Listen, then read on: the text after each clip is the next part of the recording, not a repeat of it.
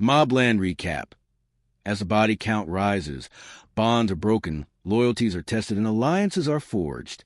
Following Brendan Harrigan's Daniel Bett's unfortunate meeting with a chainsaw last week, MobLand's 8th episode, Helter Skelter, finds Conrad, Brosnan, and Maeve, Helen Mirren, mourning the brutal loss of their firstborn son.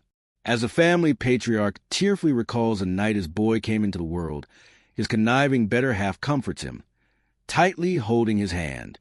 Meanwhile, Seraphina Harrigan, Mandeep Dhillon, who barely escaped that same buzzing blade, is sitting in the back of a black SUV, her face still covered in her brother's blood. She's being delivered to Harry, Tom Hardy, who's waiting at a rendezvous point with a stolen motorcycle. Upon leaving her by the road, Richie Stevenson's Geoff Bell, Mexican cartel associates remind Harry that Kat McAllister, McTeer, now owes their leader, Jaime Lopez, Jordi Molla, a favor.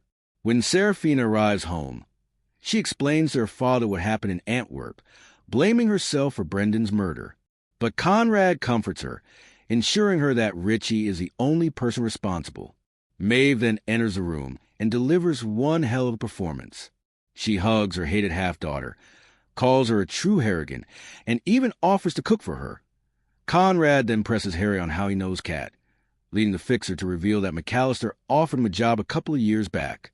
His loyalty to the Harrigans, however, kept him from accepting it. Conrad appreciates his honesty and devotion, but gravely reminds him that Kat is not someone to whom you want to be indebted. He tells Harry that he considers him a son, but also warns him never to cross the Harrigan clan. Shifting from a personal to the business side of the family, Conrad decides he wants to make a play on Richie's fentanyl trade. To Kevin's Patty Considine dismay, the bold move would not only require a sit-down with Lopez, but also another big favor from McAllister.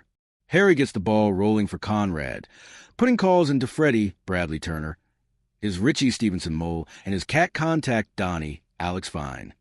Jan, Joe, and Froggatt briefly interrupts to let her husband know that Gina, Teddy Allen, is shagging Eddie Anson Boone. Unsurprisingly, Harry immediately marches to the Harrigan grandson's room. Eddie greets him with a cocky smile, before taunting and antagonizing him. He tells Harry he works for him, and that he should be happy his daughter is hooking up with the future head of the Harrigan family. Stifling his urge to throttle the thug, Harry politely sits the young man down, explains to him that he trusts his daughter, and therefore gives him his blessing. But he also reminds Eddie that he'll be right by his side as he climbs the family hierarchy, and when he ascends the top, he'll also be right there to push him down. Harry exits with a chuckle, leaving Eddie scared and speechless. Next on Harry's dysfunctional family tour is Gina, with whom he attempts to have a meaningful father-daughter chat. He warns her Eddie is a no-good murderer, to which she swiftly responds with a little something she learned in psychology class.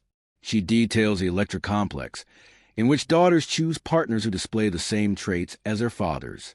After that mic drop, she promptly returns to Eddie's bedroom.